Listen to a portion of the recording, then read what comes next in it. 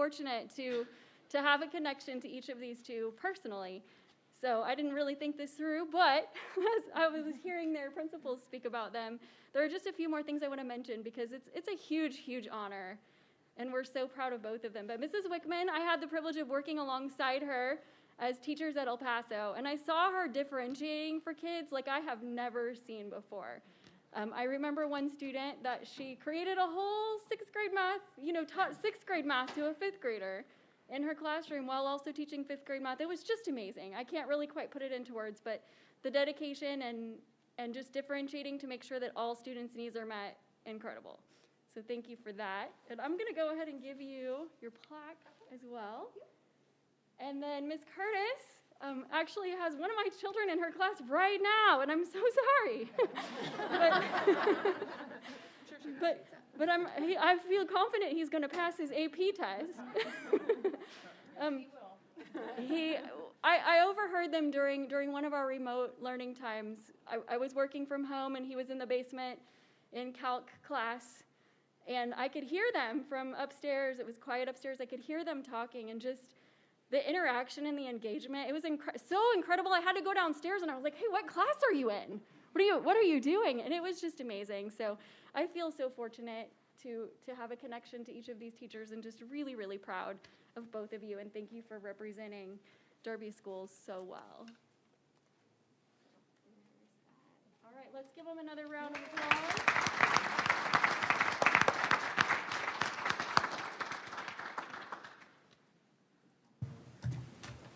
All right, congratulations.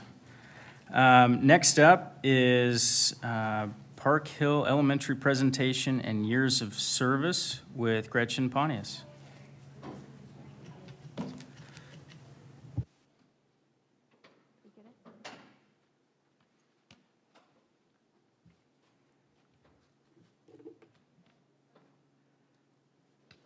Good evening. I'm Gretchen Pontius, principal of Park Hill Elementary.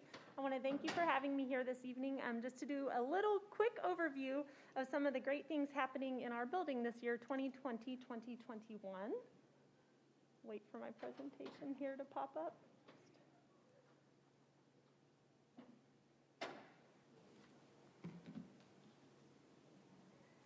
Thank you, Litona.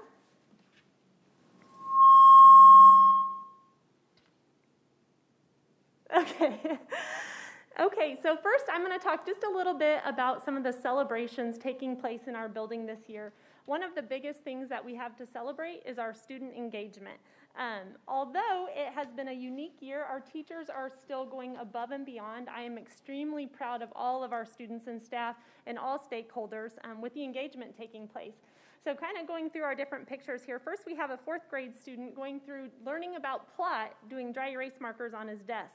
You think plot isn't that exciting, but when you get to write on your desk, it is super exciting.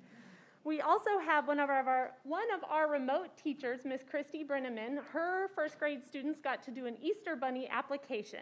So they went through, it had things like, do you like jelly beans? Do you like chocolate? Can you hop? All of the students passed to be the Easter Bunny, but we don't know who was selected. Another one that I love, a new addition to our facilities this year, is a map on our playground. The Derby Rotary Club came out. They had the JROTC come help one chilly Saturday morning this fall. When they got done, first of all, I guess seeing those students paint it and their interactions was a lot of fun. But then on Monday, when our students came, it was very exciting to see them go out there and how excited they were. There's things like ball bouncing from states. I have kindergartners come telling me about different states and where they are, which is extremely impressive from a mom standpoint of a kindergartner, but also just all of the students there. We also have in the bottom corner, a third grade class went and did Star Books, where they got to sample lots of books to see what they preferred. Some more engagements taking place in our building. We had butterflies released. Our fifth graders got to do an escape room, which they were escaped from as well, don't worry. Our fourth grade students up in the corner, they wrote and published a book this year. Their teacher wanted them to have something to take with them that was positive from this crazy year. So that was the book that they did all by themselves. We also have some fifth grade chemical magic. taking place in a science experiment. And then our second grade remote teacher had a Disney animator come help them draw a Mickey Mouse. So they got to go through that as well. Things that in the past, having that in our facility is maybe not possible, and we found ways to do that. Some traditions that Park Hill has had, and we continued this year, we were still able to do the food drive. Our building brought in over 3,000 items, and this young gentleman himself brought in over 400. We also are known for our wax museum. This year we took a little turn on that, and instead of a wax museum, we did a pop bottle museum. They lined the halls for a couple of weeks, and again, having students walk into the building and look at the pop bottles and then come tell everybody else facts was very exciting and engaging. The Rotary Club still brought us our dictionaries. They just brought them via Zoom.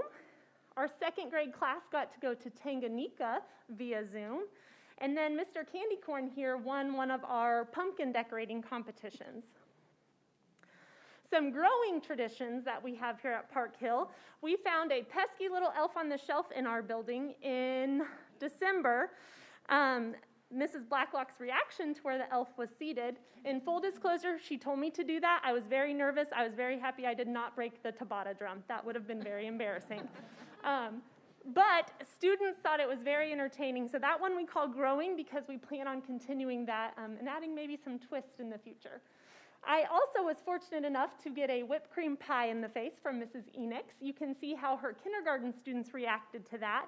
Again, I say growing because in the future, I know they would all really love to help me eat that pie. So it would benefit all of us. Also, we have lunch with the principal. That was a reward and incentive we used and something that we're going to keep doing for students. And we're still celebrating our students as one of our traditions, finding new ways down here in the corner with Mrs. Altman and how we're celebrating some student achievements. One of my favorite growing traditions is our Husky Helper. This was new to our building this year. It's how we're kind of connecting our students to our community. It's helping bring our remote and in-person families together. Just watching this program grow and the student engagement has been incredible. Next year, we're going to tweak it even more so it's even more civic engagement. Some of the pictures here, you do see some civic engagement, showing ways to thank others, our food drive, and then also the cards here are for Derby Health and Rehab, a way that we've kind of reached out to them. We have had our share of challenges. I don't know if anyone has told you at all about remote learning or COVID-19, but those are two challenges that we also have faced in our building. Again, I am extremely proud of our entire building staff and our students and our families, how we've rallied together during these challenges. I picked just a few of my favorite pictures. Remote Mrs. Dittmer got to go on a field trip to the pumpkin patch.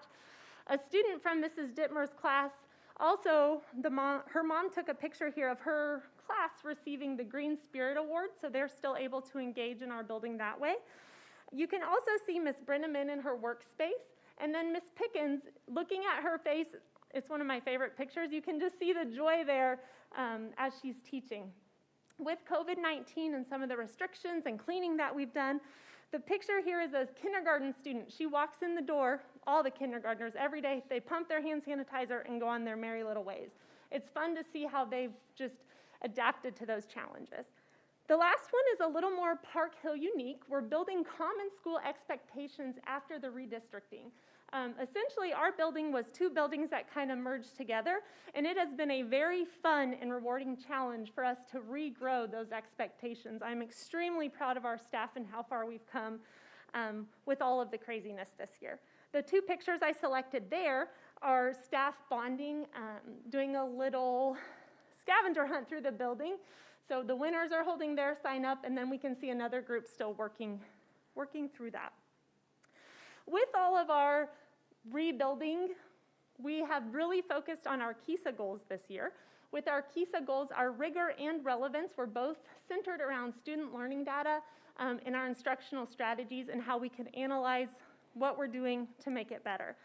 We're primarily reaching these goals through our data meetings and late start meetings. We're really, again, analyzing the data and looking at our instructional strategies to make sure we're doing what's best for our students. So with that, I want to thank you for the opportunity to serve Park Hill. This has been a wonderful year. I don't know if you hear that very often, but I truly have loved it.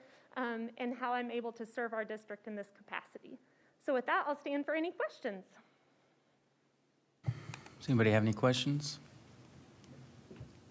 Don't see any.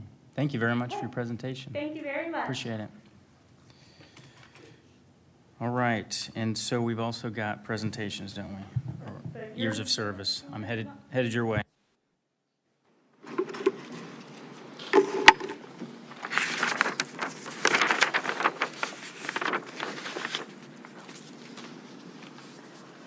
Okay, tonight we are going to honor 4 wonderful educators from Park Hill. First, we're going to do our 10 years with Miss Barbie Atkinson, sorry. Her first 5 years in the district, she worked as an IR para and gifted para, and she traveled throughout the district. After those 5 years, she was able to come home to Park Hill, where she has been our media clerk for going on 6 years now. There is not a single student or staff member in our building that she does not know by name, that she can help. She can probably tell you their favorite book and how to help them the best. She also, just in this crazy year, has been such a sounding board of, well, in the past we've done this, what should we do this year? So I truly appreciate that, and thank you for your service, Ms. Barbie.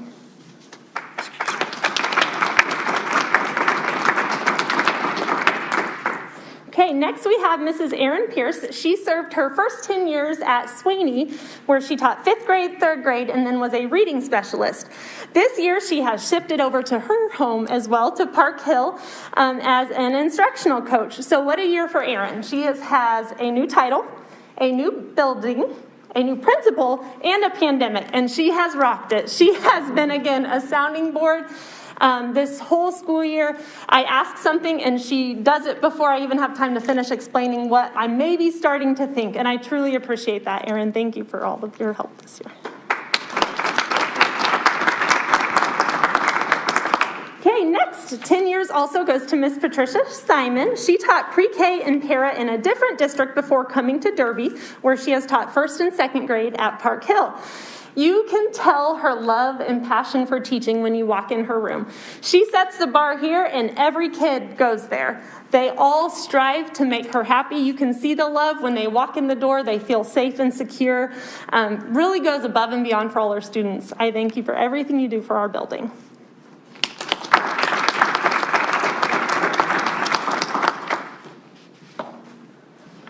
Okay, and our last educator this evening is Miss Don Pickens. Miss Pickens has been in Derby and Park Hill for 15 years, where she has taught 2nd and 3rd grade.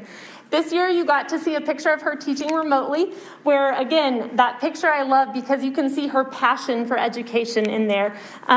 She cares about all of her students. As a remote teacher, she has students from lots of different buildings, but they're all her students. It doesn't matter where their building is. Again, her love and passion for teaching, and just that joy that she brings. She's also been a great resource for all of our teachers when we were going remote, just offering advice and things that she knew were tried and true. So we appreciate all that you've done for us.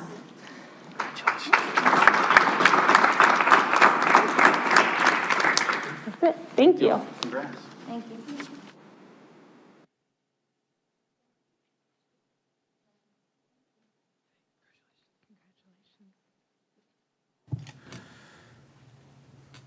All right, next up is routine action, and first off is the approval of minutes. We've got March 22nd, March 29, and April 5th. I think we can approve all those at the same time, if everybody's all right with that. So I will make a motion to approve all 3 of those minutes. We have a second. Okay, second from Robin. All those in favor, raise your hand. Okay, 6-0. Next up, under citizens and community presentations, we have DNEA with Joel Addis.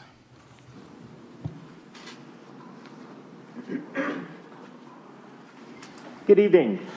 Joel Addis, special education teacher at El Paso Elementary and president of DNEA. I'd like to share just a little bit of information with you this evening about the Kansas National Education Association and our regional assembly.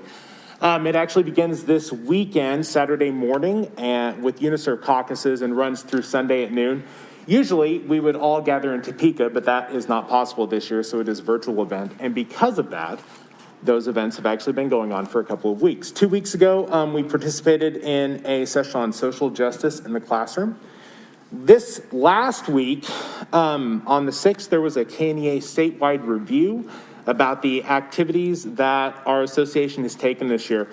And the main takeaway from that is the work that has been done to build partnerships to advocate for educators, and specifically speaking to the work KNEA did to make sure that educators were moved up on the eligibility list for COVID-19 vaccinations. And I think it's important to state, when we talk about educators, we're not talking about members, we're not talking about classroom teachers, we're talking about school employees.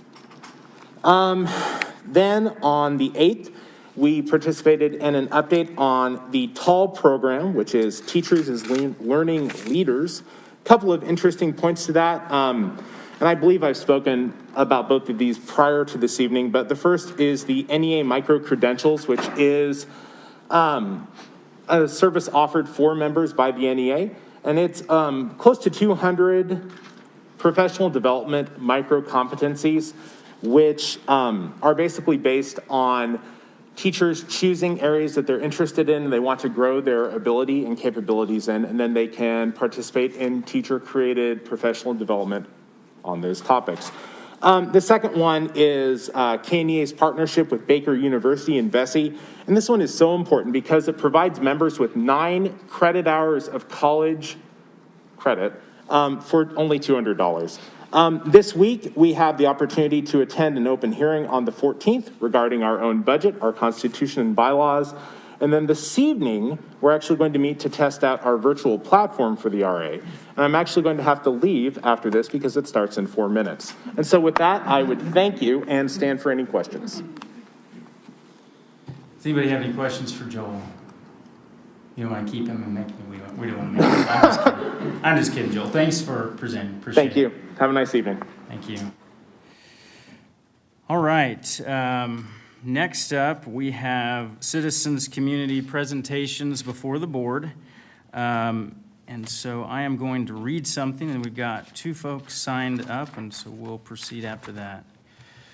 The Board of Education has a strong desire to hear from its constituents living in Derby Public Schools boundaries. Please state your name and address, be brief in your remarks, and avoid repeating the views of previous speakers.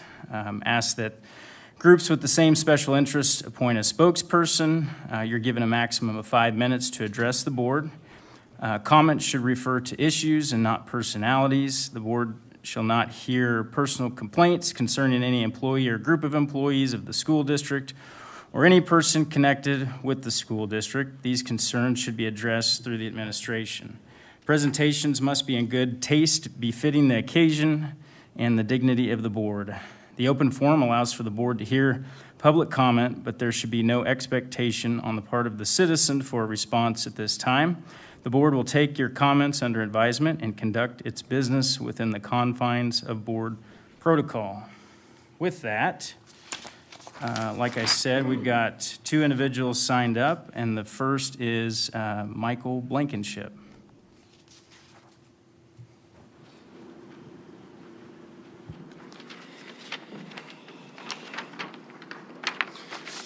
Michael Blankenship. I live on 324 Catalpa Street here in Derby.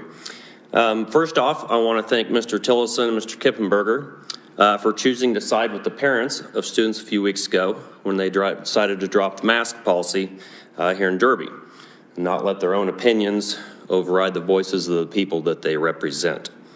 That's the duty of a school board, to represent the people in your ward. You're elected to do so. A few weeks ago, a survey was sent out, and a majority of parents said it was time to end the mask policy here in Derby. Yet, an overwhelming majority of the board members voted to keep masks on your children in mind. There are members here today that don't even have kids that go to Derby schools. So please correct me if I'm wrong. If board members are not making decisions based on their constituents, and they're not making them for their own kids, then what are they making them for? Who are they making them for? Why did the district even send out a survey? That's a legitimate question. I mean, no sarcasm whatsoever in that question. Why did we send out a survey to parents that we didn't listen to? Also a very completely serious question. What percentage would it have taken from parents to drop the mask policy? Honest question. I'm not being sarcastic in any way. Would any percentage have mattered to listen to parents, considering a policy that literally affects every child in our district, every student in the district? I didn't hear a lot of excuses from that board meeting as to why we need to keep masks on students. One stuck out to me, though, that it would be too hard to transition all the kids that would suddenly want to go remote who are currently in person because they wouldn't feel safe or healthy in a school where they were not forced to wear masks or required to wear masks. Has the board considered how many parents out there who are keeping their kids in remote because they don't want to send their kids to school with masks? I personally have a lot of coworkers who are doing that, and that's why I bring that up. I feel that the excuse or reason is not good enough concerning a policy that literally affects every student in this district, when the answer to that would be it's too difficult. It would be too difficult to change our policy now based on all these kids that supposedly would start going remote because we're dropping that policy. I don't feel that that is an acceptable excuse or reason. The district has an entire web page directed solely for COVID-related issues. It's quite extensive, has a lot of information on it. Once again, that is not a critical statement at all when I say that. There is a lot of information on there. This year, the district's gating committee has met every 2 weeks to decide whether to remain in person or go remote. The committee has a lot of folks on it. It's got 3 doctors, 1 nurse, 6 principals, 2 teachers, 2 social workers, and many others. So, a question for the board. Does the district have a committee that meets that frequently to review test results, attendance issues, quality of food that's served in the cafeteria, online bowling, in-person bowling, which we tragically in Derby have become very familiar with in the last couple months, or how to either better those results or decrease them? I would like to see the same amount of effort that we have put into these issues into what we've put into COVID this year. Because if anybody knows the percentage of students and staff that have contracted COVID this year, does anybody know that percentage? I will tell you. I believe it's less than 4%. Correct me if I'm wrong. The numbers that I got from the district reflect that. It's a pretty small number. Granted, that could be equated to a lot of things. What I want all of the parents to know is that the board members are accountable to the people in their respective wards. That's the reason why I'm here. I'm not here to argue whether masks are effective or not, because that's an argument for another day. I would encourage the board to listen to the parents, especially when they send out a survey asking their opinion. Thank you for your time. Thank you for presenting. Appreciate it. All right, next up, we've got Rick Coleman.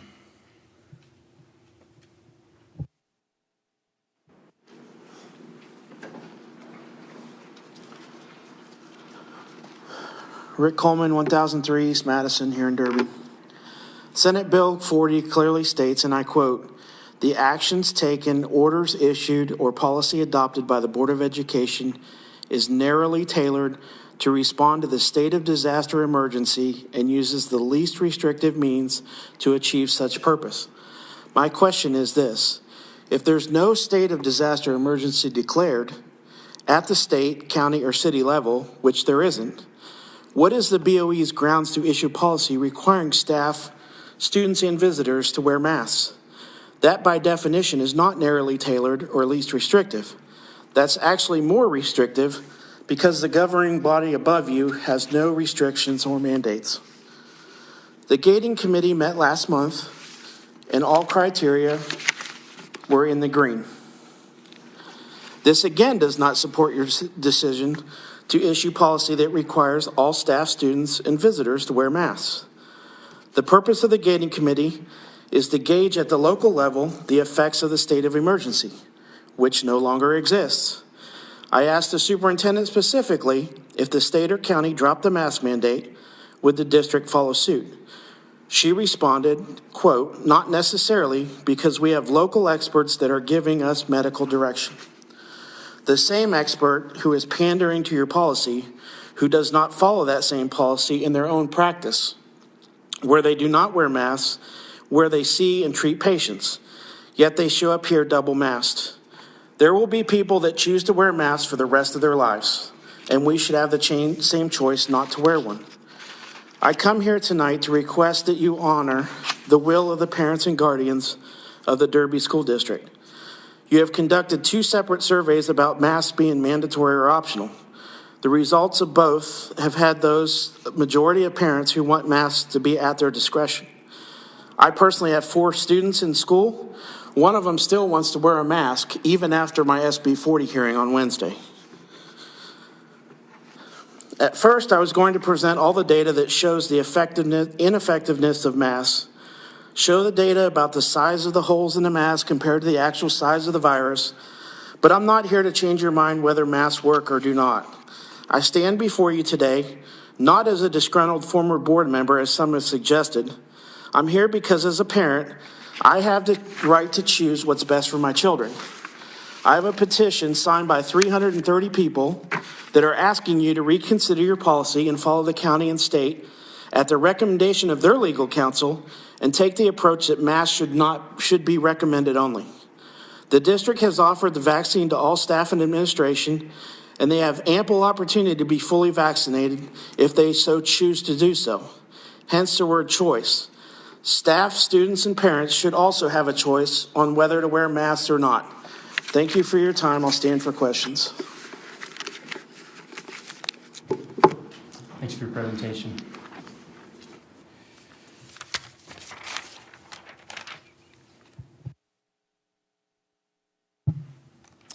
All right, so at this point in time, we will move on to executive session 5.A. Let me make sure. Okay. So I will make a motion that we go into executive session for the consultation with an attorney, which would be deemed privilege and attorney-client relationship, to protect attorney-client privilege and the public interest for 30 minutes following a 5-minute break. The executive session will include all the board members present, and Heather Bohati, Becky Mader, Dr. Holly Putnam-Jackson, Nikki Seeley, and board attorney Calvin Ryder. The open meeting will resume here in the board meeting at 7:43. So that's my motion. Do I have a second? Second. Okay, motion and a second. All those in favor, raise your hand. Okay, 6-0. Thank you.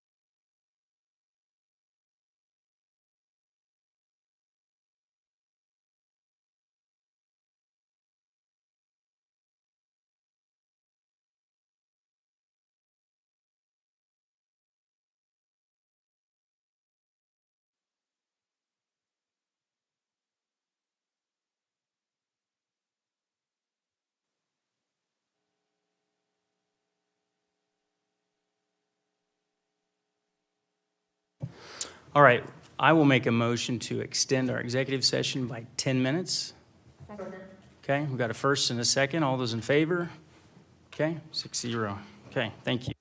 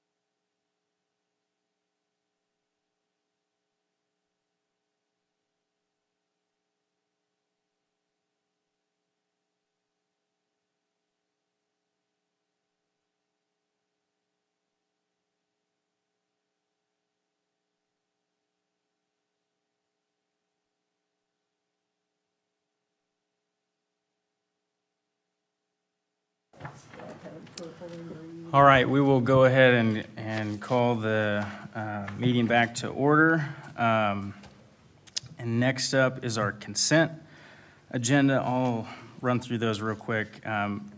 First, we've got donation to Derby Hills Elementary from Chick-fil-A, donation to Derby High School Athletics from Baseball Booster Club, donation to the Community Assistance School Lunch Program, facility usage fees, IDEA assurances, KSB dues renewal, certified classified personnel reports, and claims.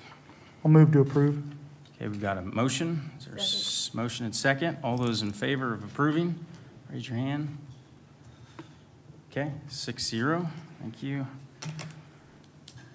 Then next up is the rules of procedure pursuant to Senate Bill 40 with Heather Bohati under reports. Hello, good evening. Heather Bohati, Superintendent.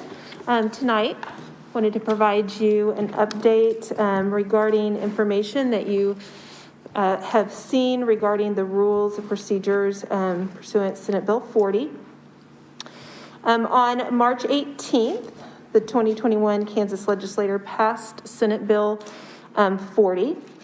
And with Senate Bill 40, it gives local school boards the ultimate authority to make decisions concerning attendance, educational models, safety interventions to combat the spread of COVID-19. With this, once this passed, work became, and we do have our attorney here tonight, Calvin Ryder, we have worked to come up with a proposed procedure tonight, and then also a form if we received such request. Tonight, we would be requesting approval of the procedures. Forms, we do not request approval on specific forms. I want to spend a little bit of time regarding those procedures and just understanding what that means. So if basically a parent of a student has concerns regarding a board action that has occurred within 30 days, that they can submit a complaint, and with that piece outline what actions they believe the board should be taken, and then also indicate what they wish to contest.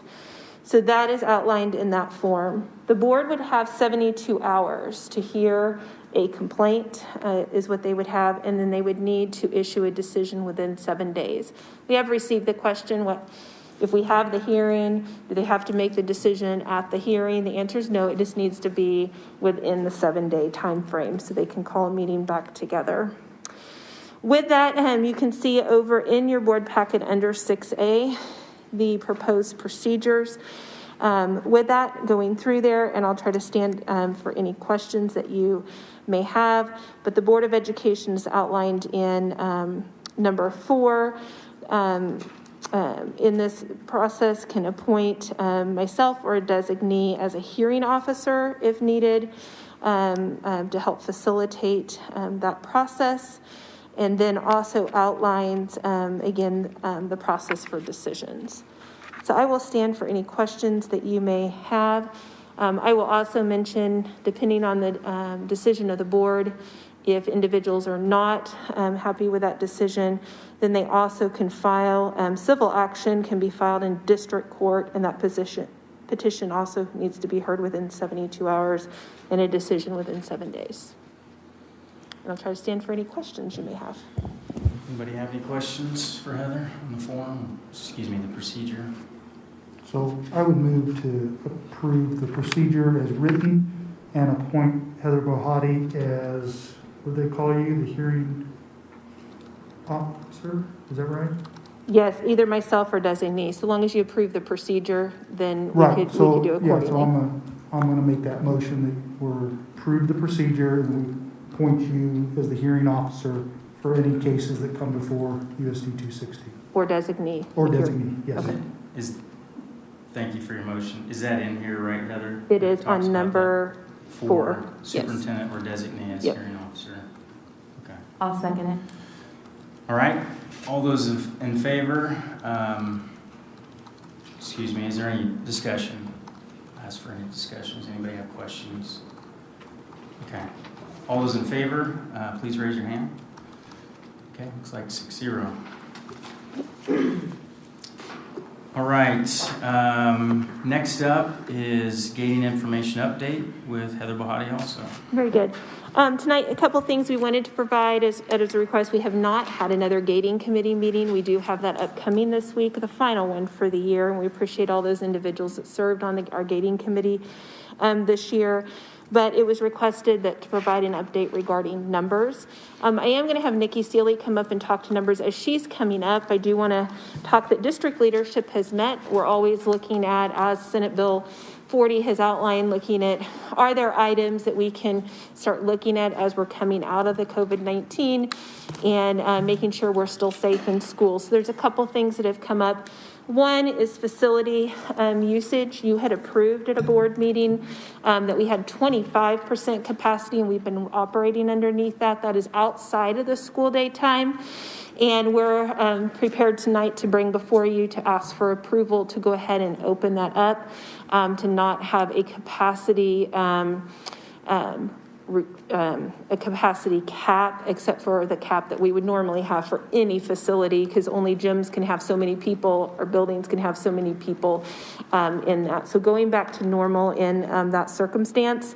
And then the other one is more information, not asking to have action taken, but as we look forward to loosening things up, and buildings have already started doing this, but when we have banquets at the end of the year, we've already had into the season, like some of our sports and other things are starting to hold those in person and getting people together for some of those. So tonight, I guess the first one, then I'll turn it over to Nikki, is would request your approval to go ahead and open up with facilities to have normal capacity at this point in our facilities. So moved. Heather, would those activities include anything that students would be required to attend? Required to attend. Trying to think. I'm looking at Mr. Jones. I don't think any of your requests are required to I attend. would say they're probably not. I mean, there may be something that I don't know about, but primarily it's outside groups and after-school activity type things. That these are that rent the facilities is what we're saying at this point.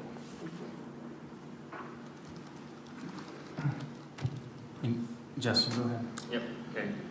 A couple questions on this. So what we're doing here is attempting to slowly roll things, restrictions back, and open things back up to get back some normalcy is what it sounds like. I guess my question is, I know we didn't ask parents what they would like to get rolled back as we roll things back, you know, in what order, but we did survey parents on masks, as we've heard numerous times, and the majority of parents would prefer masks to be optional. So where I'm going with this is how do we decide, maybe that's a better question, how do we decide which restrictions we're gonna roll back first to say we're trying to get there, and which restrictions we just hang on to? Sure. Our district leadership team has met, and we constantly review those. This one is looking outside of the school day and looking at outside groups that are utilizing facilities. So that was one of the items that was considered with that request. I also think it's important to note with that parent survey, not to get too far in it, but as a guide, I know that was a request from Mr. Blankenship with that, but we did go back and there was many duplicate emails regarding that. Over 100 of those were duplicate emails. So that really brought those results closer together regarding where parents felt on these issues. That's important to note. Okay, so were the duplicates only found on the parent survey, not on any others? Have we checked the others as well? We only checked the parent one? It doesn't allow you to do duplicates on the other. Okay, I guess I remember just talking about numbers weren't adding up right on one of the other ones as well. Okay, well, I guess maybe this is for after we agree with, and I'm okay with what you're trying to do, but also I have some questions on a broad measure of mask being something that we still hang on to. But for what we're asking for, I'm okay with Matthew's motion, and I'll second that. Unless anybody has any other questions on that one. just for clarification, this would not be like outdoor activities, anything like that, track meets? Is there any restrictions on those? Under track meets, we fall under CASHA right now, and that's been board approved. So as CASHA moves and does things, so that's where we fell. You may have heard some school districts were still requiring masks at their meets. We opened up and we followed, and I think I provided you guys information about what their requirements were at events, if you could be outside and spaced and those types of things. So we are following under CASHA guidelines on current sporting activities. So this would strictly be after hours use of the facilities? After hours use of facilities, Okay. Correct. Thank you. And we've already received requests for that, which would exceed, they're wanting to exceed the 25%. Yeah. Okay, thanks for the clarification. I will second Matthew's motion. Oh, my bad. Sorry, my apologies. Justin seconded Matthew's motion, so is there any discussion or questions at this point? All right, let's go ahead and vote. All those in favor of making the recommended changes to the facilities to not have caps on usage after hours, raise your hand. Okay, looks like 6-0. Okay, and then I have Nikki here with current numbers as requested. So just Director, Nikki Seeley, Director of Special Services, very quick update about the numbers we have seen in our student populations as far as positive COVID tests. Since early March, the first 2 weeks of March, we just had 1 student each week, which was very promising. The next 3 weeks, we had 0 students for the week, and then last week we did see an increase, and we had 11 students through the course of the district, which was reflected on the district dashboard as well. Any questions for Nikki? I've got a couple. Okay. So Nikki, one of the things we look at with the gating committee is what color we might be in. Have we looked at what we might be in based on data as of today, or kind of looking back? Like I haven't looked at any of the matrix. Is that what you're referring to from the health department? No, they typically update those matrix on like Monday evening, so usually Tuesday morning. Sometimes it's a little bit later. So usually it's about tomorrow that we'll start pulling up that information from the health department specifically. Excuse me. Have we looked at the previous, like last week, and what it would have been? I haven't, other than what's reported on the news and that matrix that they put on there, and I know it is pretty low. I just don't have that number for you. Okay. Well, so I went through and looked, and I was going to confirm with you if you had it. If not a big deal. Obviously, I'm not the gating committee, but I went through just to look at the numbers, right? So we were at 2.65% positive test rate on March 17th. And based on the criteria we have, which is looking back at the 2 previous weeks and averaging those two, right, for the positive, we would be at 2.45 if we did it as of today. Now, looking at the dashboard, there was a small uptick in cases. So tomorrow, we'll probably see that come up to the more like the 3% range, but still well below the 5% benchmark. So I think that would be at green. The 2-week total of new cases per 100,000 in March was 116 at our last gating meeting. So that was about a month ago, a little less than a month, I believe. And 2 previous weeks from today, if you look back, it would be 63 cases per 100,000 people as well. So we would be below where we're at in March as well. And I think based on the Sedgwick County, it still says good, and looking just overall, the number of beds and the number of COVID, it's about where it was in March. It hasn't spiked up or anything, I think, unless you've seen anything different. I haven't looked, Okay. I thought I would at least highlight that if you didn't have it, just for the board, so that we've got that information too. So, any other questions for Nikki or comments? Go ahead, Ron. So Nikki, can you tell us how many quarantines were there with those 11 students? How many students were close contacts? Last week? Yes. We had 18. Okay. So do you have any information if they were if they were not being masked, how many students would have been quarantined at that time? I do. So I did go through, I can't give specific student names to specific teachers because of HIPAA with us following the mask, so there's really not that necessity.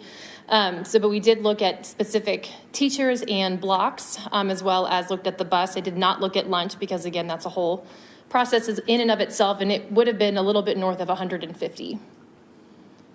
So that number's on the low side. Yeah, and typically what we also do is we talk to the health department as well, and they run the names through their database. If anybody had tested positive, they would come off of their list. But so we didn't do that either. So, right. Thank you. Yep.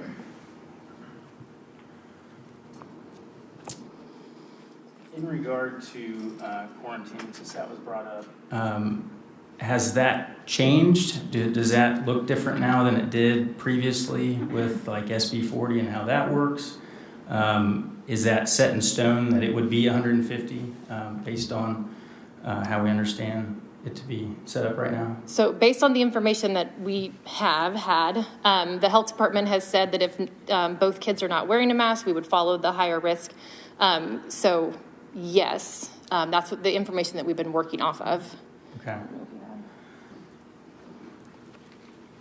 And I know I had inquired with the health department, and they had put out some guidance and had tried to understand what high and low risk looks like. And in the document they gave us, it wasn't real clear. I think since then the health department has provided their own interpretation, but the last guidance that at least publicly that was posted was from February 12th, and we talked about it last meeting, and doesn't specifically talk about it. So I think there's some question in my mind about that process, if in fact 150 would be quarantined, if the health department could still do that. And I guess personally I would have some question as to how that would work, and if they would still have the ability to do that. So go ahead, Jason. Yeah, hang on. So, just reading through Senate Bill 40, which I'm sure we all have, some of it anyways, it affects us. I'm not convinced either that, we obviously don't have authority to quarantine anyone locally. We can provide guidelines, but the health department, would have that broad stroke authority to quarantine a bunch of folks that are not sick. So, and I know they can provide a guideline, but I guess the question is, how would we handle that? Or how would we handle in this situation if there's 150 that the teachers are saying would have been quarantined in the past as a close contact? What is our plan going to be now with a new law in effect? I think with any of it, when you talk about health, our guidelines, does it matter whether it's COVID or whether it's chickenpox or whether it's measles or anything, we contact the health department at that time. So we would work to get latest guidance regarding from the health department on what we need to do. But you are exactly right. We don't quarantine anyone. So latest guidance, and that's exactly what it will be, is guidance. So if we have the guidance and it is to those 150 should quarantine, but they don't want to, what authority do we or the health department have then to force a quarantine on a close contact that's not ill? I don't know if that's one legal you want to talk about. Okay.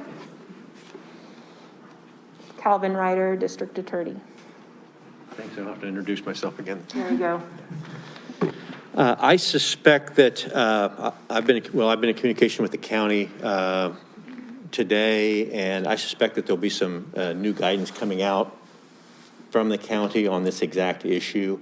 The only one that can issue a real quarantine order in the county is Dr. Menz or the Secretary of KDHE, and the rest of them are the guidelines. And so then since the guidelines on non-infected individuals, the county is asking the district to send out letters to self-quarantine, for people to self-quarantine, and requesting. So then it will fall to the school district to determine whether or not it wants to remove students for health reasons.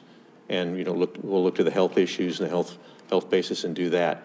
As far as the county, and you asked a question, what if the parents do not, parents or students do not want to, don't want to have them quarantined? Well, that's an issue they have to take up with the county.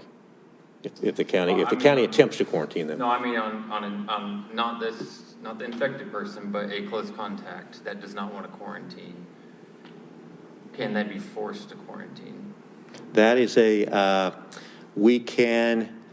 school districts have the authority to operate and maintain their schools, and so the school district would look towards its, that type of authority, our home rule power, our constitutional power, power of the Attorney General issued opinion last fall, and then Senate Bill 40 to do that. And then I believe that we have the authority to do that. There's a specific statute that just talks about infected people. So the gray area becomes then those that are not infected, and then you fall back to the general authority that schools have.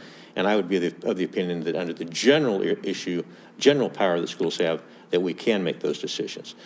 So it would be up to the district and the school administration and the board to make that decision. That would be an order that we as a district would have to then quarantine healthy folks. Would be us doing it, not right. Okay. Right. As always, I would say the recommendation, of your medical advisors, and seek medical advice to determine, because you don't know, the diagnosis, you don't know, what the school nurses rely on those advice, rely on the medical providers, and any other advice you have from the consultants, or I think you have some on the gating committees. Right. Yeah.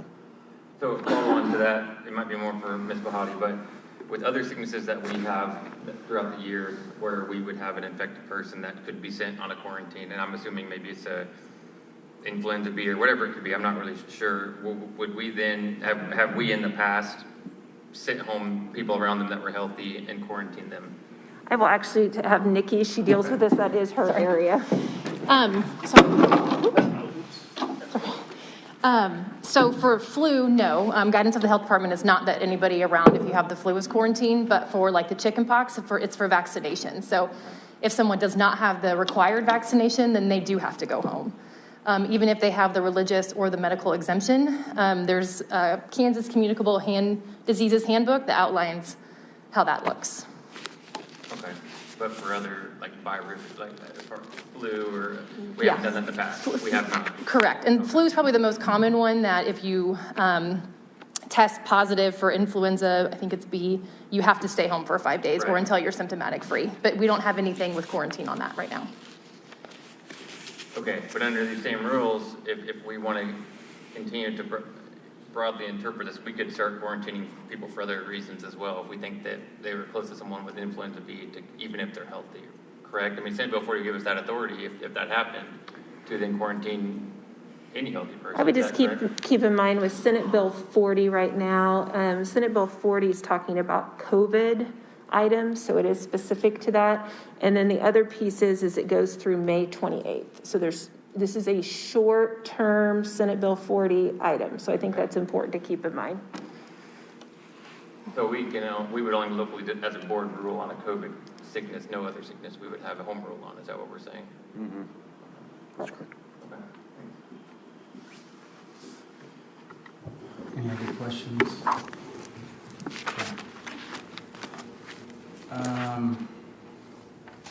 Is that the presentation?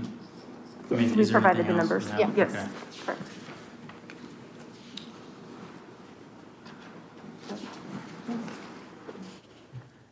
So, based on the discussion, I think at this point, I would like to make a motion.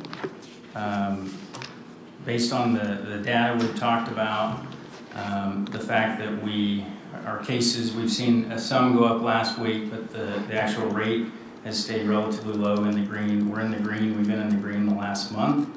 I think it would be good to give the option to students and staff. We've got staff has had the option to get vaccinated. They're past the 2-week period. And so to me, it seems like it would make sense. I have some concern too about Senate Bill 40 and how that would work. But I also think the data is supportive enough to allow the option, at least. Those that would want to wear masks could do that. Staff could do that. Kids could do that if their parents wanted them to. And so I would make a motion to make masks optional going forward. We'll leave it at that. Okay. I got a couple comments before I jump in there. So if this board decided they wanted to make a change tonight, would that appease our upcoming hearing, or would we still have those? If for some reason this board decided they want to make mask optional, are we still going to have any upcoming hearings, or would those basically be settled at this point?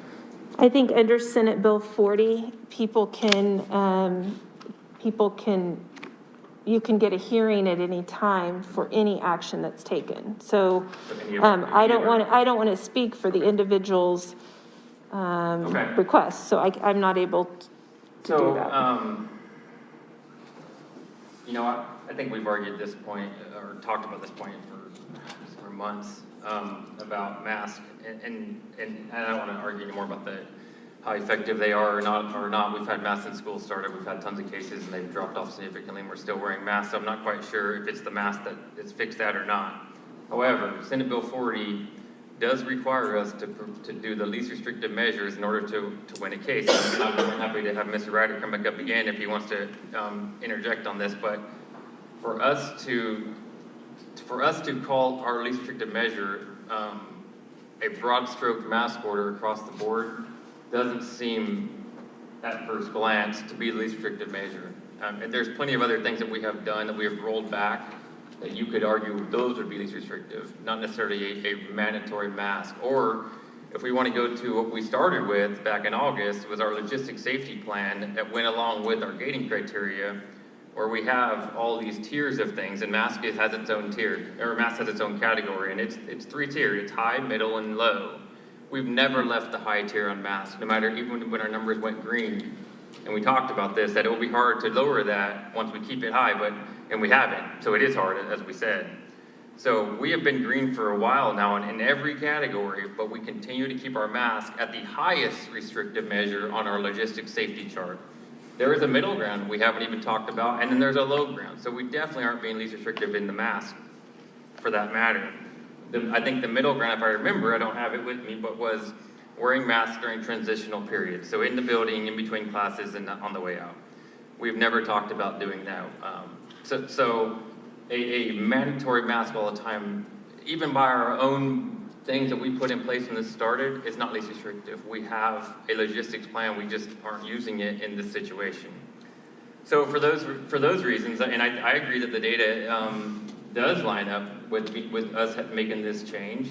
I also think that if we start seeing cases, we're going to have a heck of a time trying to prove that we are being least restrictive when we have our own documentation shows there's other levels we could be at that we're not doing. So I think that's a problem for that. We're not going to be able to back up very easily. So for that matter, I would second that motion as well. All right, is there any discussion, comments? Go ahead, Ron. I have a comment. To me, the least restrictive environment is the main thing is that we have our kids in school in person. And we have that right now. And it's been working. And in Derby, we're fortunate enough that has been the case for the vast majority of this school year. I've served on that gating committee and I've gone through, that whole process. And I'm very proud to be able to say that our kids have been in person for the vast majority of the school year. I attended the National School Board Association conference this last week, and that is not the case in other parts of the country, I can guarantee, that they have not been in person. My concern is that we allow our students to remain healthy for the rest of this year, and I'm just talking for 6 more weeks, and to have all of our students graduate and be able to go to graduation, to be able to have our students be able to go to prom, to be able to let our students participate in those activities at the end of the year. And to me, as far as, we can talk about the quarantine issue, and yes, they don't have to quarantine. I mean, we're probably not going to drag them out of class.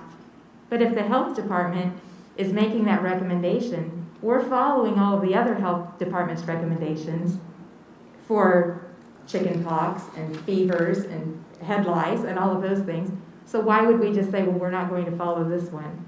To me, we have professional health people telling us what we need to be doing. And so my feeling is just 6 more weeks, wear the masks, and then, after that, the Senate bill is going to be finished on May 28th anyway. I would say in summer school, we take the masks off at that point. That's my opinion. Okay. Any other comments? I'll reply to you real quick. So we have not always followed health department's recommendations on this COVID restrictions. We rolled some back early when the health department did not roll those back. We stopped temp checking right away. So we do pick and choose sometimes what we feel is what keeps us the safest, even if the health department recommends that we do more. And while I agree, I don't want to see anybody missing out on graduation or we are only 5 weeks away, but that's also 5 weeks of kids being able to have some normal school. But if the goal here is to keep everyone with absolutely zero risk of having any issues, then we probably ought to do the other things that we were doing that we stopped to make sure we're incredibly safe. And then in the same breath, why would we ever stop wearing them then? I mean, because this is not going to go away. We're going to have COVID around us for a long time. Why would we stop? We always want to keep them in the classroom, even in the fall. So I think it's easy to keep pushing this goalpost, but we've been doing it since we started. We've been doing it since last March, actually, and we continue to do it. And 5 weeks is very short, but, I mean, Wichita State, why did they decide they were done with it? I mean, unless they've changed their mind since then. I mean, they're with the population that is probably most affected. We have little kids in elementary that don't, as we've seen, aren't super spreaders of this. College kids pretty much are, and we have the largest university and school in our area, public school system, has rolled them all back, and I'm assuming they had some medical advice and they didn't just go off and do that on their own. So I do agree with what you're saying, but I just think if that is the goal, to make sure we don't miss any school and keep them, then we should probably start doing everything that we were doing. We should probably bring temp checks back and hand washing every hour and I mean everything, because it's not fair to parents who would like to say in what's best for their child's health to be told by a group of 7 people on a school board what's best for their kid's health. And I think that's the frustrating thing that I'm having with this. But it is what it is. So that's my comments. Any other comments, questions? Okay. I think, like I talked about last meeting, our job as school board members is to weigh the risks with benefits, and it's a tough decision, and it's been tough for the last year to do this. I think, again, looking at the big picture, it seems like now would be the time. I think, I had watched Sedgwick County Commission meeting, and their legal counsel talked about, SB 40, how that impacts them. There's a lot of similar language that applies to school districts as well, so I do have some concern about that and how that might affect us as well. Not only the data that supports it, but that too. So with that, I'll open up for any other comments or questions. I think we're done. Okay. So we have a motion and a second to make masks optional, and I believe that is the motion. So all those in favor, raise your hand. Okay. So it fails 2-4. All right. Thank you all. See you Wednesday.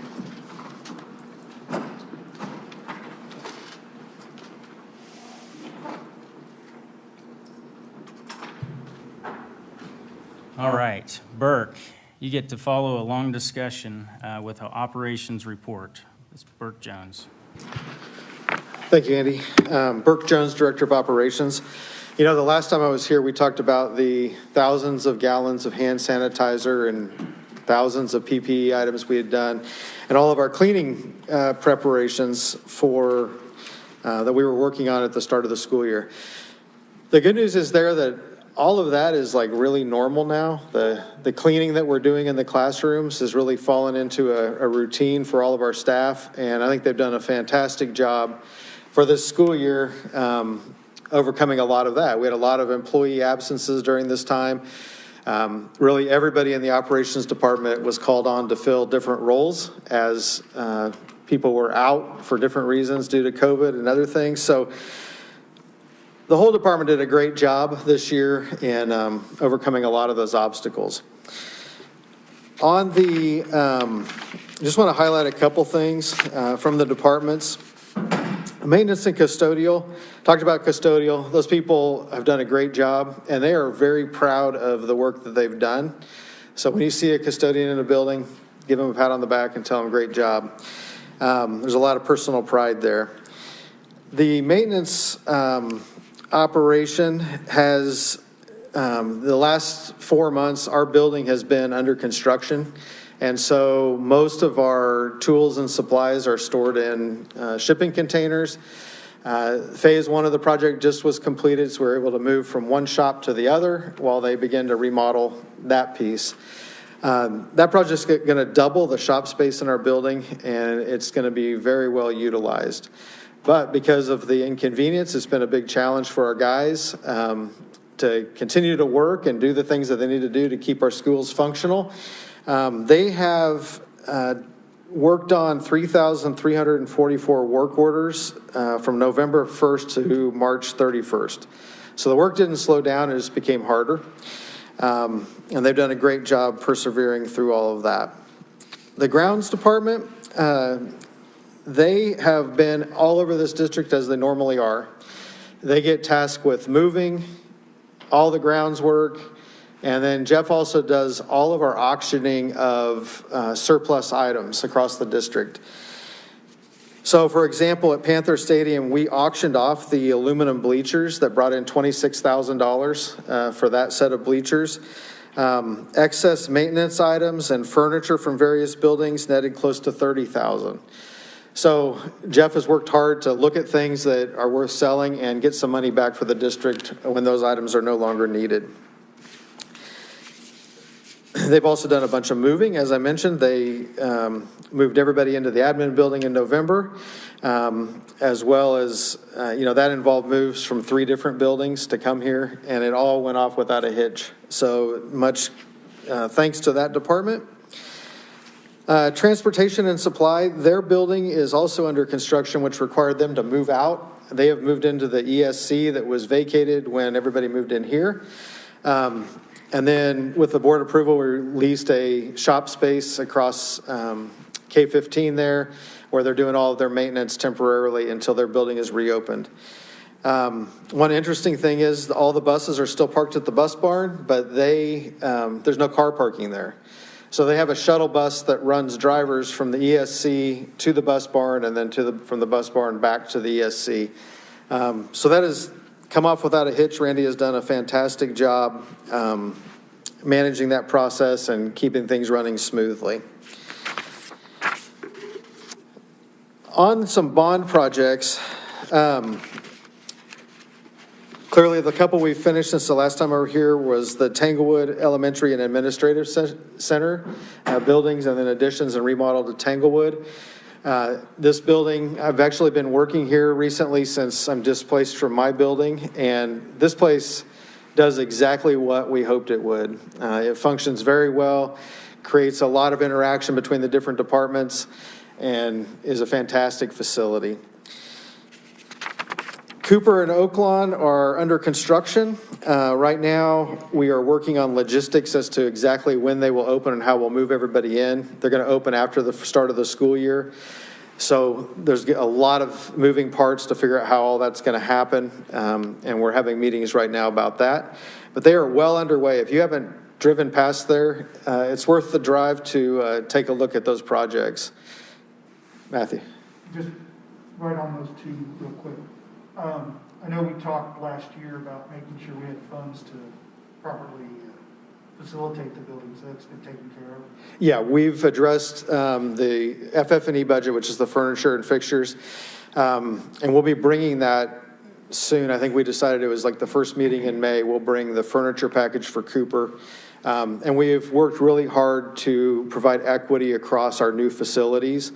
And so that is all taken care of. And the same thing with the, Mr. Elledge will address later, same thing with the technology side. All right, thank you. You're welcome.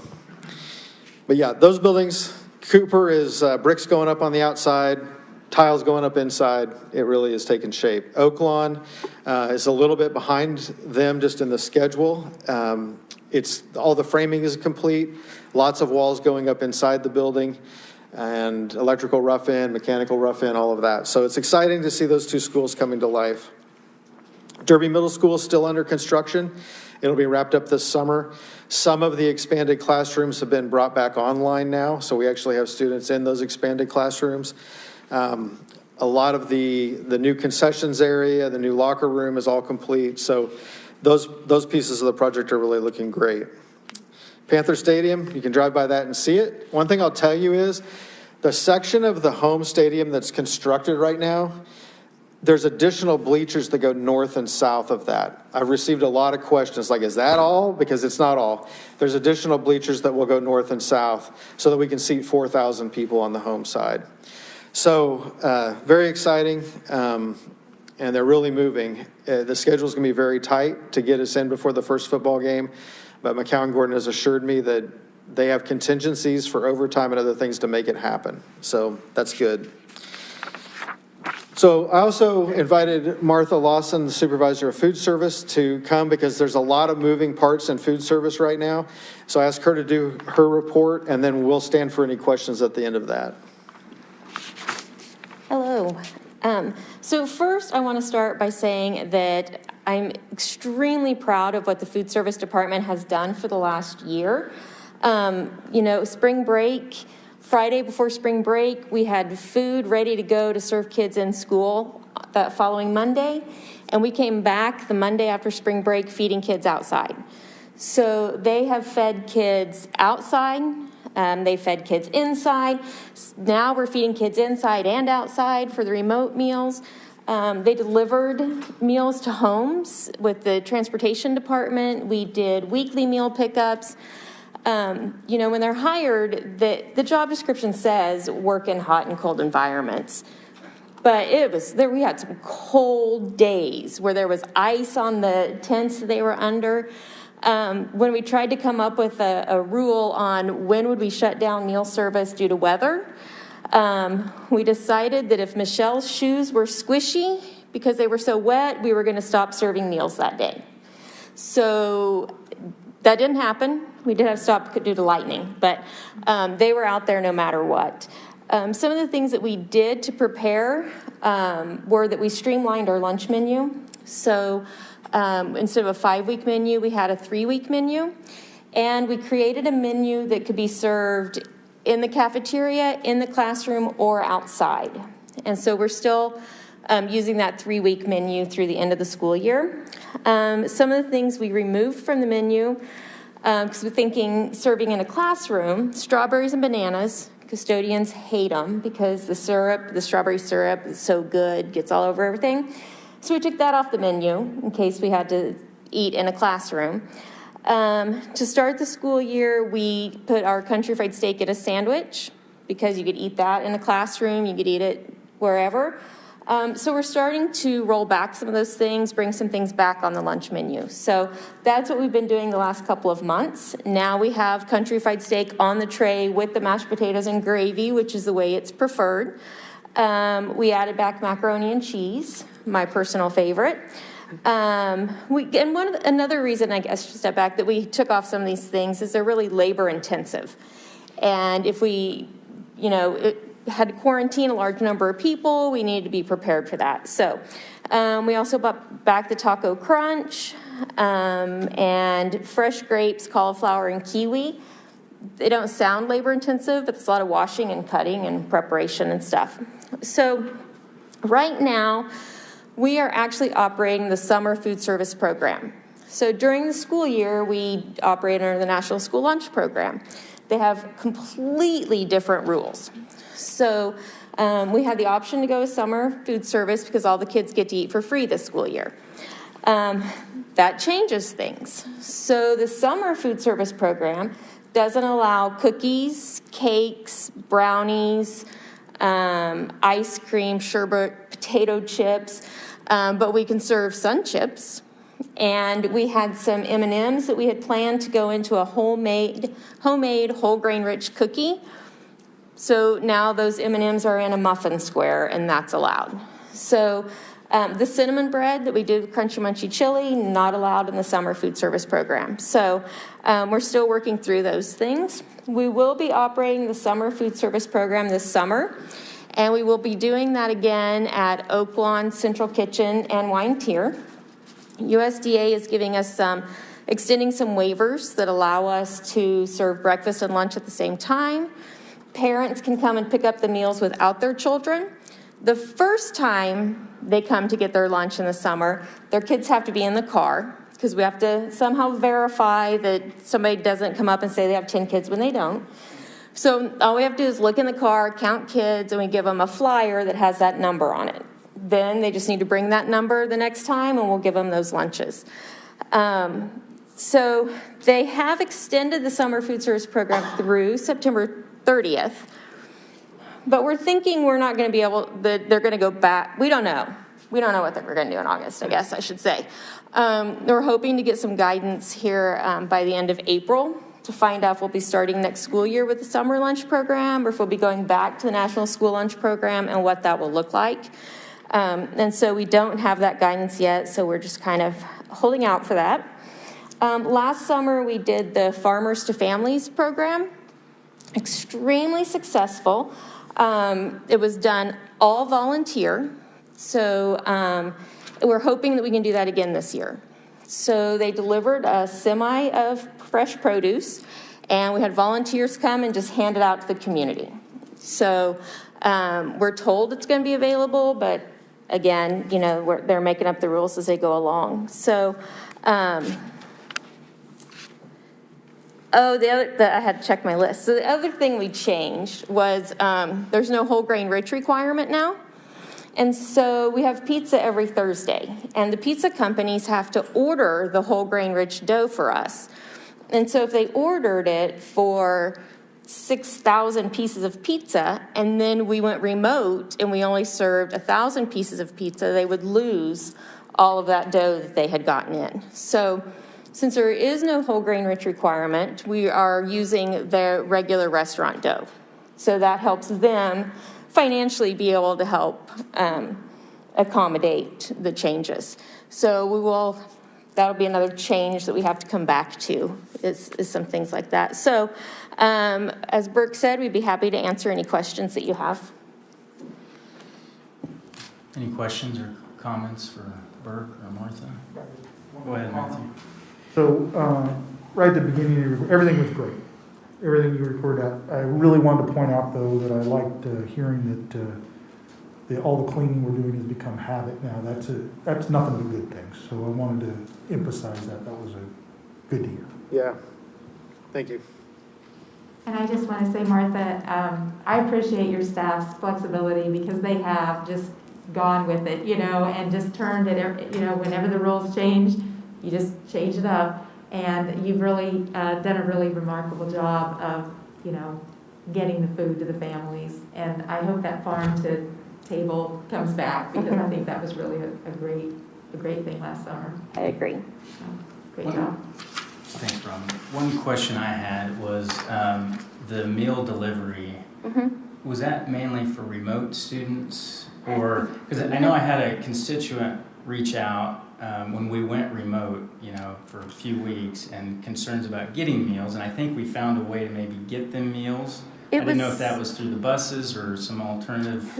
We just did that for a very short time when, and it seems like, I honestly don't remember, the year is such a blur, everything has run together, that it was at a point where we had bus drivers who didn't have work. Yeah. But during the times they need to be paid.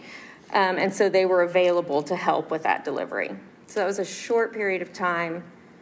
And I don't remember. I think it was part of our plan to keep the bus drivers with things to do. Right. Like they did a lot of different things around the district, and that was one of them. No, I hadn't had a chance to thank you. I think that was great because there was a big concern for, families that relied on meals during that time. Right. So thanks for your creativity and for all that you're doing. So appreciate it. All right. I think we're good unless anybody else has anything else. Okay. Thank you. All right. Next up under discussion is Derby Hills Elementary logo refresh with Katie Carlson, Bill Gardner, and Dr. Brent Wolf.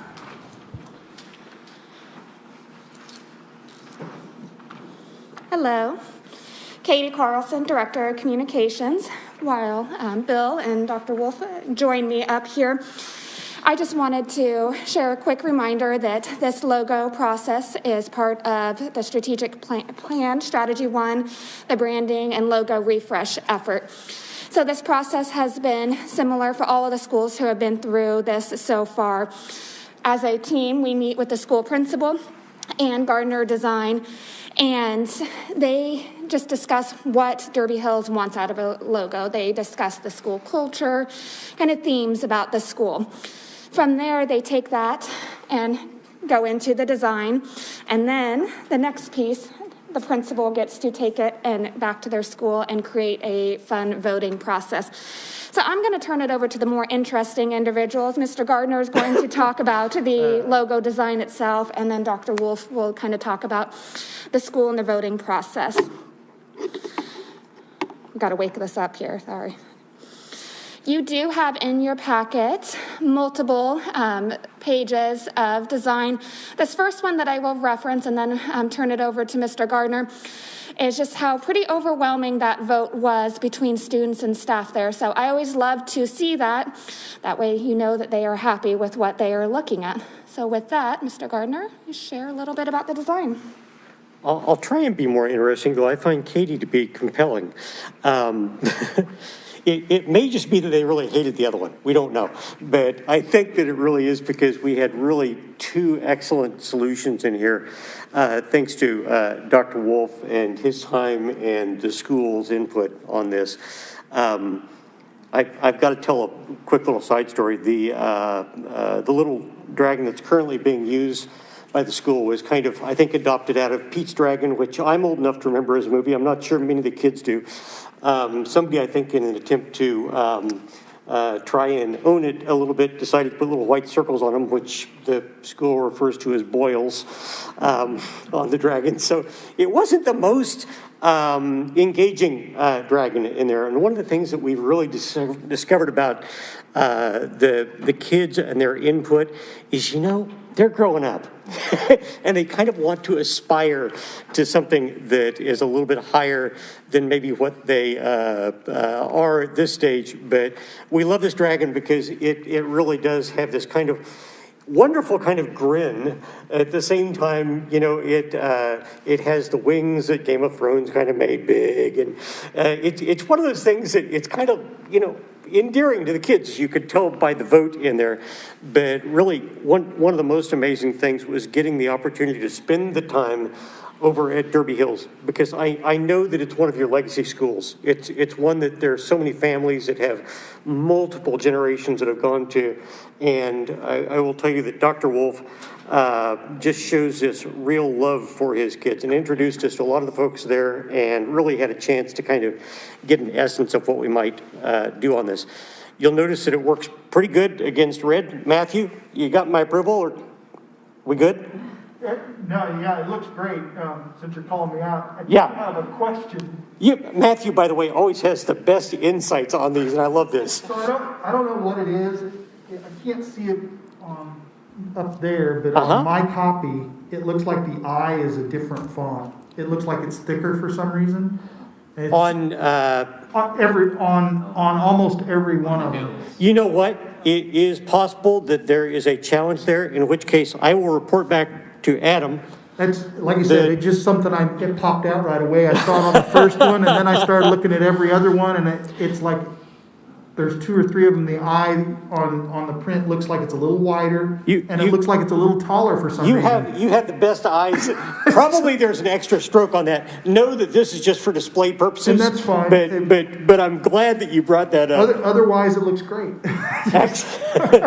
Excellent. And you'll notice that it's also set up so that, much as the others, that it still introduces the D from the Derby Schools logo into the background in this. I love the way that each one of these kind of integrates with that. In this one, the wings kind of appear to be flapping out of that with that motion and him breathing or her breathing into it. I don't know that we've actually determined that. Have you guys thought about a name for this yet? Not. To come, right? That's to come, yeah. Okay, very good. Obviously, the colors have been figured out on that, and this is how it kind of relates to some of the other logos. So you're starting to kind of feel how these are all starting to kind of come together. And they've got many of the same strokes and line weights, so that even if you see one of these logos and it's just a head, or it's more than the head, or it's the full body of the eagle or the jet, they have that same kind of consistency to it. This really pulling together this really consistent aspect to the brand visually for this system. And kudos to you guys for going through this. Brent, I'm going to turn it over to you. The most interesting one for the end, right? Oh, please. I'm not the most interesting one by Oh, you get it. But it was an exciting time to go through. Just so many things went through the process of this. Just talking and interviewing the students and the staff of what they thought. Garner Design came up with, several, 10 or 12 different prototypes that went through. We'll try this one, and ended up with the 2 that you see. And then we sent those to the students and staff to vote on. And it was fun because I would ask the students before they voted, which one are you going to vote for? In the cafeteria, we had all of the pictures up of both of them all over, so they got to eat with the dragon. And they said, oh, we like the one with the wings because he can fly.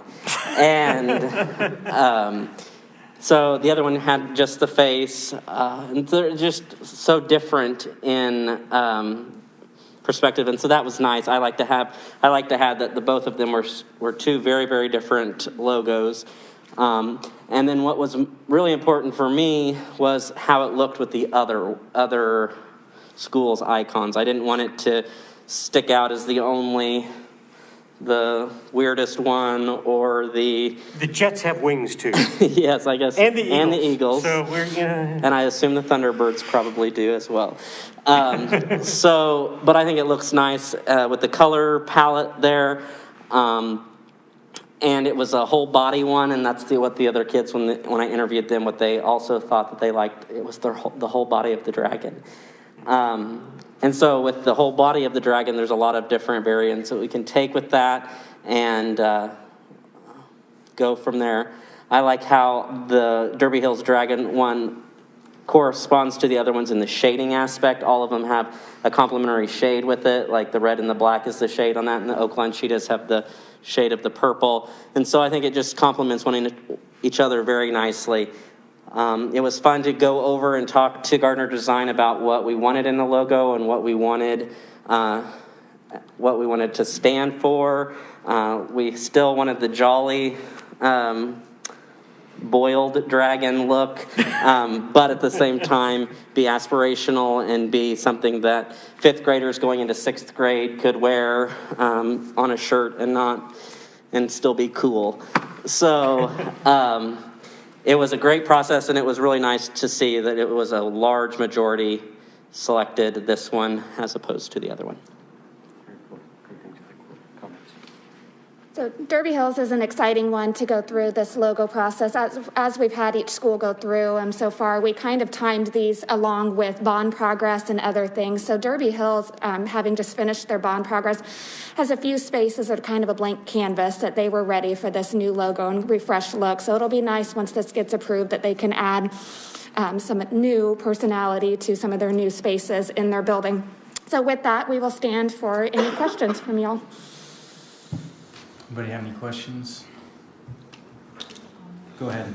This is just my only comment, is that I have a 9-year-old grandson that goes to Derby Hills. He was very excited about this process, and he loves the new dragon. Good to hear. Good feedback. Great. All right, anybody else? I will say that the timing is perfect, like what Katie said, because this year has all been about new at Derby Hills. They've got a new principal, they have a new gym, they have a new cafeteria, they have a new logo, they have a new boundaries, because now we have Stone Creek, and so some of the kids are going there. And so it just hit at the perfect time, and I think it just gives a little breath of excitement and energy. So I couldn't have asked for a perfect time to do it. I think, did you?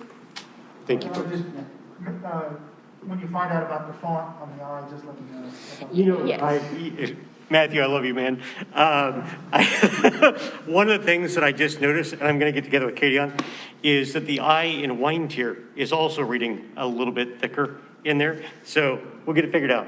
Yeah, we will definitely check that, and we will see if hopefully if maybe it's just the way the PDF exported, but we definitely have that note, and we'll make sure that that does not remain that way. Other than that, we have the note on the I. But if there's no other comments, we will bring this back for action with the corrected I at the next board meeting. We will also be bringing El Paso's logo for discussion next time, so we'll keep the logo ball rolling and finish out the year. Okay, thank you. I'm going to have to get my eyes checked, 'cause I don't see it. I believe you, I just don't see it. I'm going to go to the eye doctor. Your eye isn't as thick as that one. Okay. Thank you very much. Thank you. All right, next item up is the 5-year capital outlay plan with Burke Jones and John Regier, also under discussion.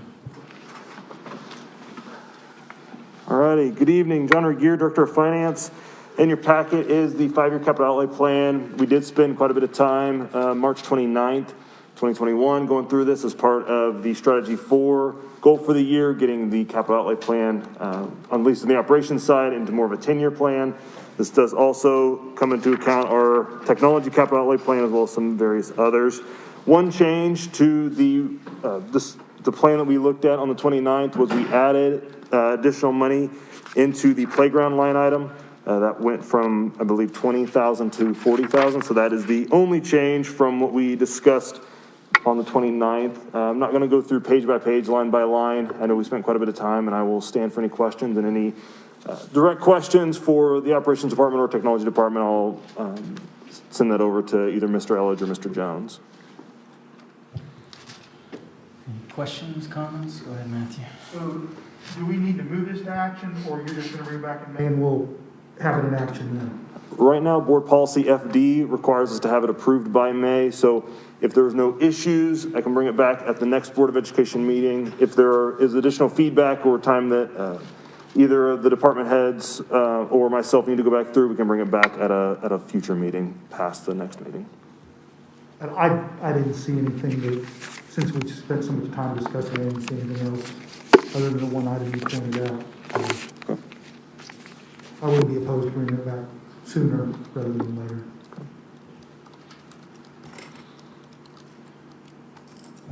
Matthew, are you wanting to move it to action tonight? Is that what you're? No, he said he didn't need it. I just said, instead of waiting till May, I said, yeah, if he wants to bring it back to the next thing, that's fine. You know, the 26th. Is that our next meeting, or do we have one more before that, before May still? Yeah. Yes. Okay, Yeah. I thought that was our next one.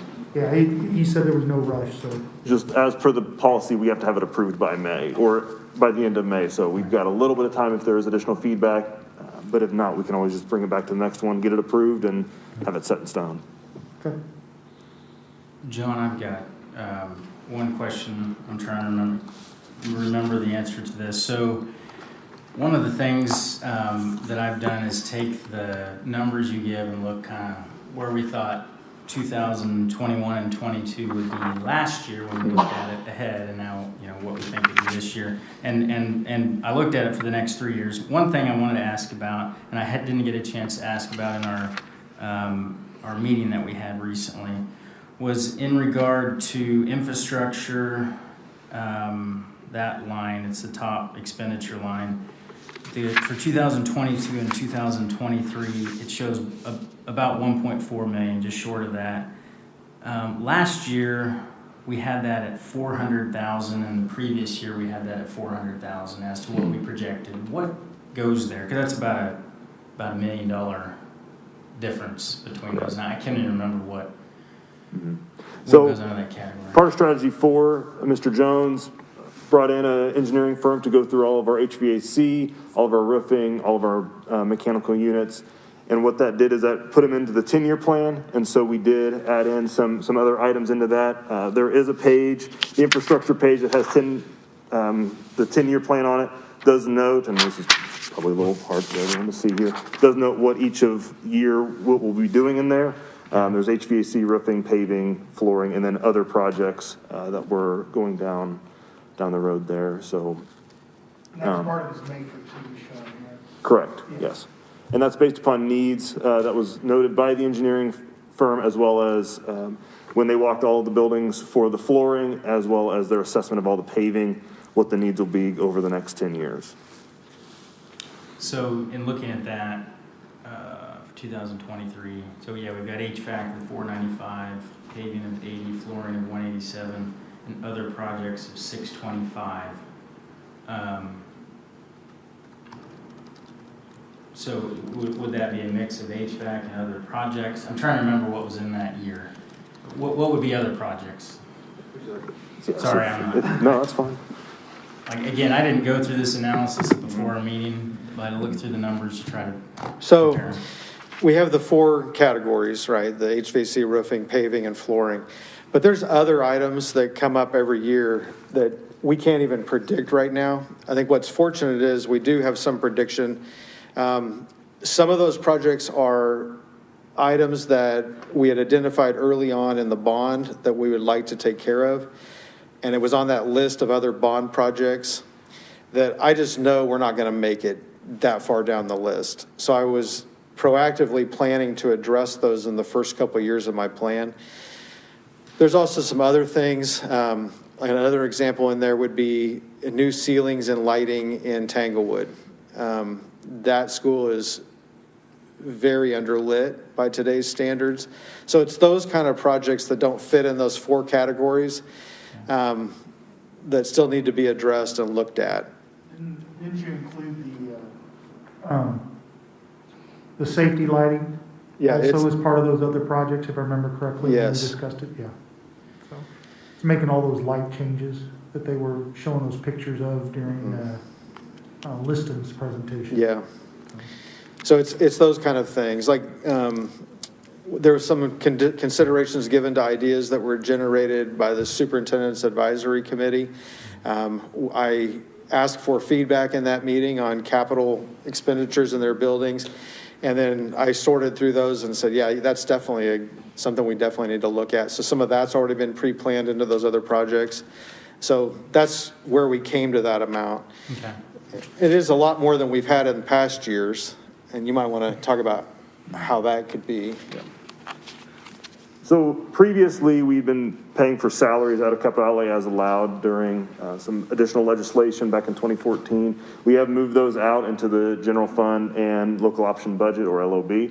So that allows to get some more capital projects done inside of capital outlay, the original intent of the fund. So freeing up those dollars allows us to better take care of our facilities and be sure that we continue to have pride in all of our facilities here at Derby. Okay. Yeah, maybe between now and approval, I'd just like to understand it. And if there's items on there that we thought maybe wouldn't be covered by the bond that are included in here, I'd be interested to know if there's particular ones outlined or if it's just an allocation for those, or I can definitely give you a breakdown of. And maybe we got it and I just forgot it. Well, I think it's a good exercise because it's definitely, I mean, I did it, but I've never like separated it out. So yeah. I'll put that together and that way you can see where we came up with those. And really the difference for this next year is a couple $100,000, but the next 2 years are about $1 million and then $500,000 in that bucket for infrastructure. So right. For me, it'd be helpful just to know what we're thinking would go in there. Obviously, we're not approving, 2022, 23, and 23 and 24, but we're planning, right? We're making efforts for that, so. Right. Okay. I don't think I have any other questions other than that one. Anything else? Don't see any, so. So at this point, the direction will be to bring it back for action at the next meeting with those definitions and what we come up with? Yeah, okay. I think so. It sounded like somebody else has any. So, okay. Thank you both. Thank you.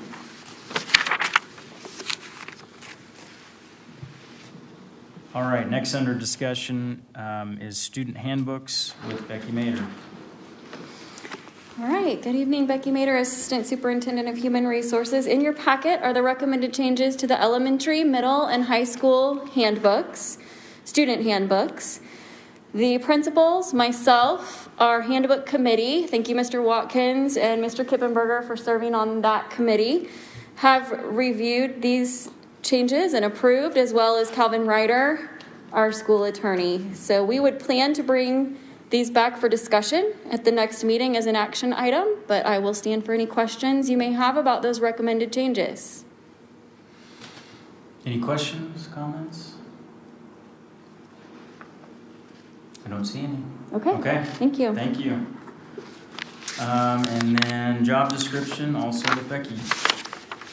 Awesome. All right, so we are bringing a new job description for your consideration regarding our seasonal food service workers who work with the summer feeding program. So good timing. I'm glad that Martha was able to report out to you about that. This job description more accurately reflects the functions and responsibilities of this position as compared to our other food service job descriptions. So to highlight for you, the biggest difference in this one is the essential functions section. So it encompasses the responsibilities that fall under both the server and the cook job description, as well as some cashier duties and special tasks specific to these program needs. So that's the difference between the summer feeding and the feeding during the regular school year, is that the people who are working that program are doing a little bit of all of those job functions. So we created this new job description specifically for the summer feeding program to encompass all of those tasks and essential functions of the job. It gives them the ability to switch between duties as assigned, and then also streamlines the payroll process by helping us avoid tracking for multiple positions of our summer feeding workers who are shifting between those different responsibilities. So we would recommend bringing this back for action at the next meeting as well, and I will stand for any questions you have about this job description. Any questions? Just one quick one. Matthew, go ahead. Is this, do we have a grant or anything that's paying for this position, or is this something that we're just going to have to take on the chin as a district? So thank you for asking. This is not a new position. Oh, This okay. is already, these are existing Gotcha. positions. Existing positions, and you're just consolidating. Gotcha. Okay. Yep. Thank you. Great question. All right. Anybody else? Okay. I think we're good. Okay, thank you. Thanks, Becky. All right, under action, first item is enrollment and other fees for 2021-2022 with John Regier. Oh, look at that, there's my other paper. Good evening again, John Regier, Director of Finance. In your packet, bringing for action is the enrollment fees for 21-22. We are recommending that these fees stay the same for the next year. These fees are eligible to be reduced either by 50% or waived to zero should the student and family fill out the free and reduced application.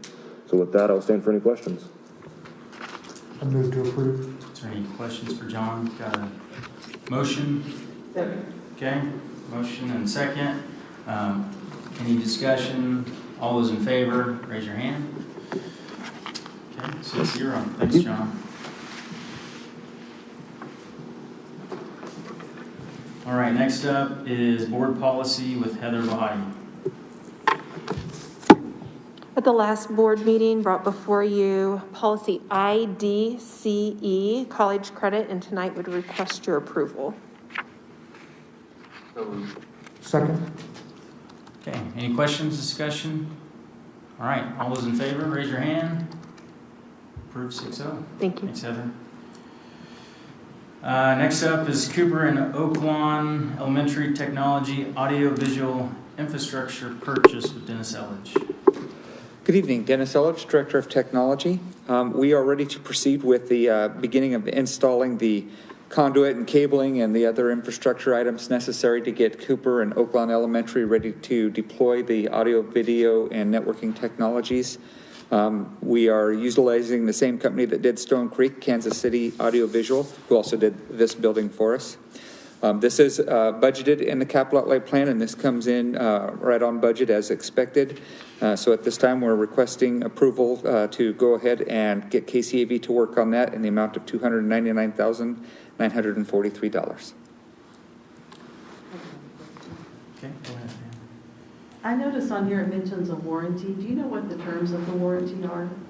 I don't have that with me, but I will get that and get it to you. Okay, thank you. I would move to approve that. Second.